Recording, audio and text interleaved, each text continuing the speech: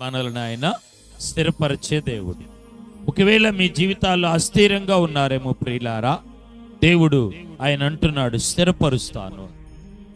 కొన్ని సందర్భాల్లో మనం ప్రియులారా మనం కదిలిపోతూ ఉంటాం. బైబిల్లో దావీదు కీర్తన 40వ కీర్తన, నాశనకరమైన గుంటలో నుండి జిగటగల దొంగ ఊబిలో నుండి ఆయన నన్ను పైకెత్తును, నా పాదములను బండ మీద నిలిపి.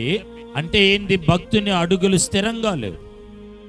అతడు బండ మీద నిలబడాల, అస్థిరంగా ఉన్నాడు. కుటుంబ వ్యవస్థలో మనం కొన్ని సందర్భాల్లో అస్థిరపడతాం. పిల్లల శోధనలు, యజమానుడి సమస్యలు, భార్య పోరాటాలు, ప్రియులారా కుటుంబములో వస్తున్న నష్టాలు, ఏమండి వ్యతిరేకతలు, మన జీవితాల్లో మనం ఏమవుతామంటే కొన్ని సందర్భాల్లో ప్రియులారా కదిలిపోతూ ఉంటాం.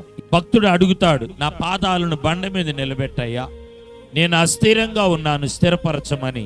అంటే దేవుని వాక్యములో దేవుడు మన కుటుంబాలను స్థిరపరిచే దేవుడు. ఆయన ఏం చేస్తాడు? స్థిరపరిచే దేవుడు.